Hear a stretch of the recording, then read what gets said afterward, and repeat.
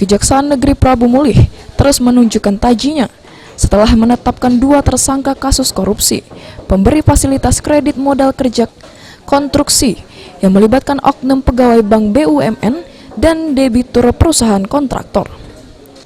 Kini Kejari Kota Prabu Mulih sedang menyelidiki dugaan penyimpangan anggaran refocusing COVID-19 sebesar Rp2,9 dan penyelewengan dana operasional kesehatan atau DOK di Dinas Kesehatan sebesar Rp141 juta pada 2019 silam.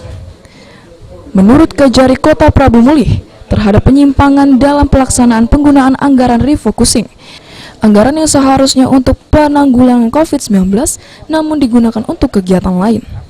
Saat ini penyidik Pitsus Kejari Kota Prabu Mulih masih memeriksa dan meminta keterangan pihak terkait serta mengumpulkan dokumen terkait kegiatan yang melibatkan pihak ketiga. Kalau total dari nilai kegiatannya ini, ya, ada anggaran yang direfocusing dan direalokasi kegiatan itu totalnya 2,9 ya, 2,9 miliar. Tapi memang untuk yang kegiatan penyelidikan kasus ini memang ada related ya, ada terkait juga dengan bantuan yang lain.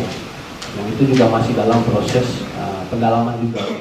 Di lokasi terpisah, Kepala Dinas Sosial Kota Prabu Mulih mengatakan bahwa pihaknya sudah melakukan sesuai prosedur dalam penggunaan anggaran refocusing COVID-19.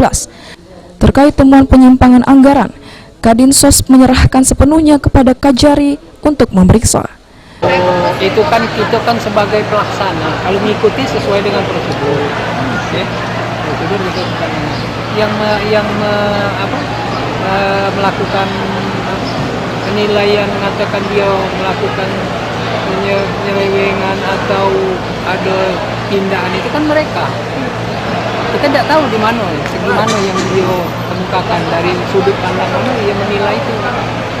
Kalau kita kan mengikuti sesuai dengan prosedur yang ada, prosedur dari pemerintah kota yang sudah kita laksanakan dengan mengacu dengan perubahan anggaran dasar yang termasuk refocusing itu. Beni Firdaus, PAL TV.